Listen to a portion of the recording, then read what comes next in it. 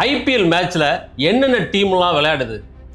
Chennai Super Kings, Kolkata Knight Riders, Bengaluru Royal Challengers, Gujarat Titans அப்படின்னு வரிசையாக பல டீமோட பேரெல்லாம் உங்களுக்கு ஞாபகம் வருமே.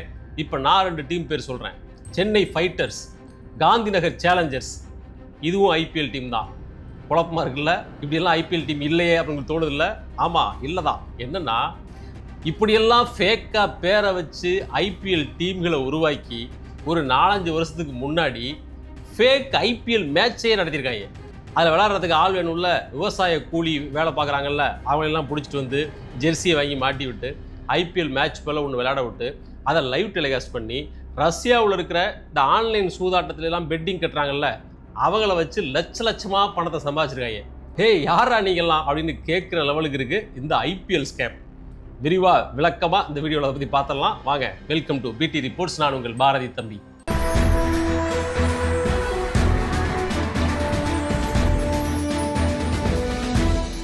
ஒருத்தனை ஏமாற்றணும்னா அவன் மனசில் ஆசையை கிரியேட் பண்ணணும் அப்படின்னு சதுரங்க வேட்டையில் ஒரு வசனம் வரும் இல்லையா?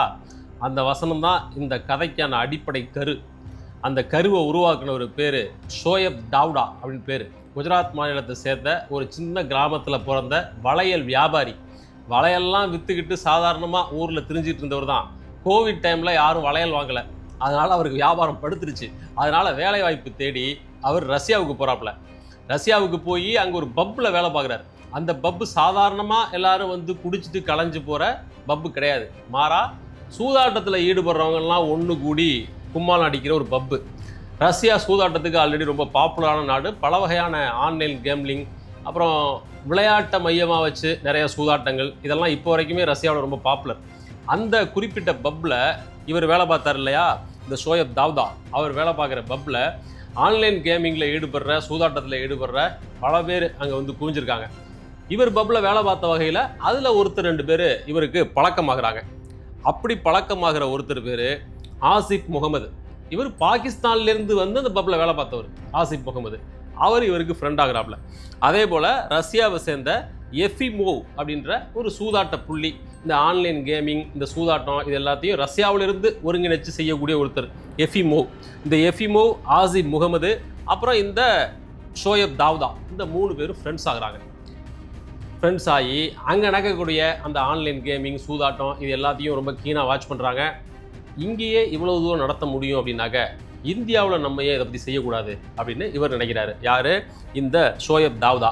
பாகிஸ்தானை சேர்ந்த அந்த ஆசிப் முகமது இருக்கார் இல்லையா, அவரும் கூடுதலாக ஐடியா கொடுக்குறாப்புல. அவர் என்ன சொல்கிறார் அப்படின்னா, இந்த ரஷ்யாக்காரங்க சூதாட்டம் நடத்துறதுலையும் அதில் ஈடுபடுறதுலையும் ரொம்ப ஆர்வமாக இருக்கிறாங்க. இவங்களுக்கு கிரிக்கெட்னா என்னென்னு தெரியாது. ரஷ்யாவில் கிரிக்கெட்லாம் பெரிய விளையாட்டு கிடையாது. அவங்களுக்கு அதை பற்றின பெரிய நாலேஜ் கிடையாது. அதனால் இவங்களுக்கு கிரிக்கெட்டை பற்றி பெருசாக தெரியாது. நம்ம ஊருக்கு போய் ஒரு ஃபேக்காக கிரிக்கெட் விளையாட்டு போட்டி நடத்தி அதை வச்சு இவங்களை பெட்டிங் கட்ட வச்சு வெயிட்டாக ஆட்டை போட்டலாம் அப்படின்னு 2 பேரும் சேர்ந்து ஒரு முடிவை பண்ணுறாங்க. இந்த முடிவை அப்படியே அந்த ரஷ்யாவிலிருந்து இதெல்லாம் ஒருங்கிணைக்கிற இவரோட ஃப்ரெண்ட்ஸ் இருக்கார் இல்லையா, எஃபிமோவ், அவர்கிட்ட சொல்லும்போது, பிரமாதம் பிரதர், கிளம்புங்க, நான் இங்கேருந்து கோஆர்டினேட் பண்ணுறேன், நீங்கள் அங்கேருந்து பண்ணுங்கள், ஒரு இன்டர்நேஷ்னல் சதுரங்க வேட்டையை நடத்திடலாம் அப்படின்னு 3 பேரும் சேர்ந்து பிளான் பண்ணுறாங்க. இவர் கிளம்பி நேராக குஜராத்துக்கு அவருடைய சொந்த ஊருக்கு வர்றார். இவருடைய சொந்த ஊருங்கிறது குஜராத் மாநிலத்தில் இருக்கிற மெக்ஸானா மாவட்டத்தில் உள்ள மோலிப்பூர் அப்படின்ற ஒரு சின்ன கிராமம். அங்கே வந்து ஷோயப் தாவ்டா இறங்கிடுறார். இப்போ வந்து ஊருக்கு இறங்கியாச்சு. நடத்த போகிறது இன்டர்நேஷ்னல் ஐபிஎல். இவரோடது சின்ன கிராமம், சாதாரண விவசாய கிராமம். கிரவுண்டு வேணும்ல, அதனால் அவர் என்ன பண்ணுறாரு, அங்கே இருக்கிற ஒரு வயல்வெளி, நல்லா அறுவடையெல்லாம் முடிஞ்சு கொஞ்சம் சரிசமமாக இருக்கிற வயல்வெளியாக பார்த்து தேர்வு பண்ணிட்டாப்புல. அதுதான் கிரவுண்டு. இப்போ கிரவுண்ட் ரெடி. விளாட்றதுக்கு ஆள் வேணும்ல.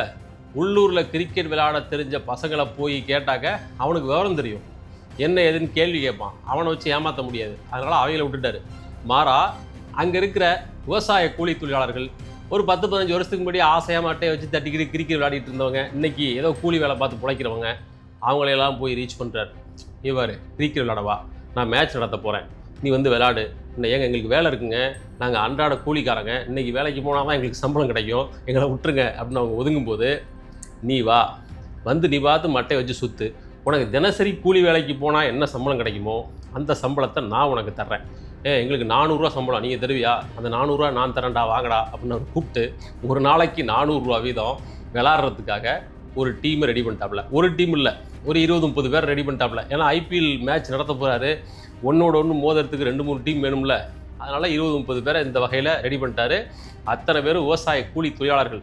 அவங்களுக்கும் கிரிக்கெட்டுக்கும் ஒரு சம்மந்தம் இல்லை. ஒரு சில பேர் ஏற்கனவே பழங்காலத்தில் அவங்களோட சின்ன வயசில் கிரிக்கெட் விளையாடிருப்பாங்க. இப்போ அவங்களுக்கு கிரிக்கெட்டுக்கு சம்மந்தம் இல்லை. இவர் 400 ரூபா சம்பளம் கொடுத்ததும் விளாட்றதுக்கு ரெடியாகி வந்துட்டாங்க. கிரவுண்ட் ரெடி, கிரிக்கெட் வீரர்கள் ரெடி. இப்போ அவங்களுக்கு ஜெர்சி வேணும்ல, அதனால் உள்ளூரில் இருக்கிற கடைகளுக்கு போய் ஐபிஎல் டீம் போலவே தோற்றம் தருகிற அந்த கலர்லேயே இருக்கிற டிஷர்ட்டை வாங்கி எல்லாருக்கும் மாட்டி விட்டார். அதில் அவங்க பேர் அடித்து எல்லாத்தையும் மாட்டி விட்டார். Ground ready, team ready, Jersey ready. இப்போ ஐபிஎல் மேட்ச் நடத்தணும். பட் ஐபிஎல் மே மாதத்துலேயே முடிஞ்சிருச்சு. இதெல்லாம் நடக்கிறது 2022. மே மாதத்துலேயே ஐபிஎல் முடிஞ்சிருச்சு. இவர் ரஷ்யாவிலேருந்து வந்து இங்கே குஜராத்தில் இறங்குறது ஜூன் மாதத்தோட முதல் வாரத்தில். அந்த முதல் வாரத்தில் வந்து இந்த வேலையெல்லாம் பார்த்து எல்லோரும் ரெடி பண்ணிட்டார். இப்போ மேட்ச் நடத்தணும். ஐபிஎல் முடிஞ்சிருச்சுன்றதுனால நேரடியாக ஐபிஎல் அப்படின்னு போட்டு நடத்தினா டக்குன்னு தெரிஞ்சு போயிடும். அதனால் வேற ஒரு பேர் வச்சாகணும். அதனால் அவர் என்ன பண்ணுறாருன்னா செஞ்சுரி ஹிட்டர்ஸ் T20 அப்படின்னு ஃபேக்காக ஒரு ஐபிஎல் டீமை ரெடி பண்ணுறாரு. அதோட கலரு, அவர் செலக்ட் பண்ணியிருக்கிற அந்த கலர் டீமுக்கு அவர் சூஸ் பண்ணியிருக்கிற அந்த யூனிஃபார்ம் ஜெர்சியோட கலரு எல்லாமே அப்படியே ஐபிஎல் போலவே இருக்கும். அதை வச்சு டிசைன் பண்ணி முடிச்சிட்டாப்ல. ஸோ இப்போ அத்தனையும் ரெடி ஆகிடுச்சு. மேட்ச் ஆரம்பிக்கணும். எப்போ மேட்ச் நடக்குதுனாக்க ஜூன் மாதத்தோட 3வது வாரத்தில் மேட்ச் தொடங்கி நடக்க போகுது. இவர் என்ன பண்ணுறாருன்னா, இதை உண்மையான மேட்ச்னு ரஷ்யாவிலேருந்து பெட்டிங் நடத்துகிறவங்களை நம்ப வைக்கணும்ல. அதனால் சுற்றி கேமரா வச்சு அதை லைவ் பண்ணணும். அந்த கிரிக்கெட் விளையாடுற அந்த பிச் இருக்கு இல்லையா, அந்த இடத்துக்கு மட்டும்தான் கேமரா. பேட்ஸ்மேனுக்கு ஒரு கேமரா, பக்கத்தில் 2-3 கேமரா. ஒயிட் ஆங்கிள்லாம் கிடையாது. கிரவுண்டுக்கு அந்த பக்கம் காட்டினா வயல்வெளி தெரிஞ்சிடும். அதனால் அந்த பக்கம்லாம் கிடையாது, கேலரிலாம் கிடையாது. ஒன்லி அந்த பேட்ஸ்மேனுக்கு மட்டும்தான் 2-3 கேமரா. அதை வச்சு லைவ் பண்ணுறது. இப்போது ரஷ்யாவில் ஆட்கள் வந்து அங்கே அந்த எஃப்எம்ஓ அங்கே ரெடி பண்ணி வச்சுட்டாப்ல பெட்டிங் கட்டுறதுக்கு. இப்போ இந்த நேரத்தில் இவன் 6 அடிப்பான் அப்படின்னு பணத்தை கட்டுவாங்க. இங்கே கேலரியில் இவர் உட்காந்துருப்பார். இந்த ஷோயிப் தவுடா இருக்கார் இல்லையா, அவர் உட்காந்துருப்பார். எல்லாரும் டெலகிராம் ஆப் வழியாக கனெக்டடாக இருப்பாங்க. ரஷ்யாவில் டெலகிராம் தான் ரொம்ப பாப்புலராக இருக்கக்கூடிய இந்த வாட்ஸ்அப் போல் அங்கே டெலகிராம். அந்த டெலகிராம் ஆப்பில் 2 பேரும் இணைஞ்சிருப்பாங்க. அப்போது இப்போ ரஷ்யாவில் வந்து இப்படி பெட்டிங் கட்டுறாங்க அப்படின்னா அந்த குரூப்பில் இவர் இருப்பார். இவருக்கும் தெரியும்.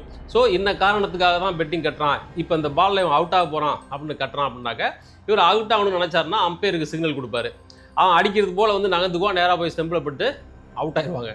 6 அடிக்கணும் 4 அடிக்கணும் அப்படின்னு கட்டினாக்க அந்த டீம்லேயே கொஞ்சம் அறகுறையாக விளையாட தெரிஞ்சவன் இருப்பான் இல்லையா, அவனை பேட்டிங் எண்டுக்கு போக சொல்லிவிட்டு அடிக்கிறது போல் ஈஸியாக பந்த போடுறது. கண்ணை மூடிட்டு சுற்றினா 6 போனது தான். இது போல் ஒரு ஏற்பாடு. அங்கே வாக்கி டாக்கியில் வந்து அங்கே உட்காந்துக்கிட்டு அம்பையருக்கு ஃபுல்லாக சிக்னல் கொடுக்குறது. இந்த டெலகிராம் ஆப் வழியாக ரசிகர்கள் கூட கனெக்டடாக இருக்கிறது. இப்படி ஒரு ஃபேக்கான ஐபிஎல் மேட்சை அவன் நடத்தியிருக்கான். இதில் நம்மளும் பண்ண அடுத்த சுவாரஸ்யமான மேட்ரு என்ன அப்படின்னா, இந்த ரசிகர்கள் பணம் கட்டுறாங்கல்ல, அவங்களோட பாயிண்ட் ஆஃப் வியூவில் அது உண்மையான மேட்ச் போலவே இருக்கணும்ல. அதனால் மீரட்டை சேர்ந்த சாஹிப் அப்படின்னு ஒருத்தரை கூப்பிட்டு வர்றாரு. இப்போ மேட்ச் நடக்குது, அவர்லாம் மேலேருந்து வர்ணனை பண்ணுறாரு. இந்த அளவில் ஓகே, இருந்தாலும் சுற்றி கேலரி இருக்கணும்ல. ஒவ்வொரு தடவை 6 பறக்கும் போதும் அவுட் ஆகும்போதும் சுற்றி கை தட்டணும், விசில் அடிக்கணும், சத்தம் பண்ணணும் இல்லையா. ஆன்லைனில் அங்கே ரஷ்யாவிலேருந்து உட்காந்துக்கிட்டு பெட்டிங் கட்டுறவனுக்கு அந்த சவுண்டு வந்தால் தானே உண்மையான மேட்ச்னு நினைப்பான். அதனால் அவர் என்ன பண்ணுறாருன்னா, இந்த க்ரௌட் நாய்ஸ் இருக்குல்ல, அந்த சவுண்டை மட்டும் ஆன்லைன்லேருந்து டவுன்லோட் பண்ணி அதை அந்த கிரிக்கெட் விளையாடுற இடத்த சுற்றி பெரிய பெரிய ஸ்பீக்கர்களை வச்சு அந்த கிரவுண்ட் நாய்ஸை அப்பப்போ ப்ளே பண்ணி விட்றது.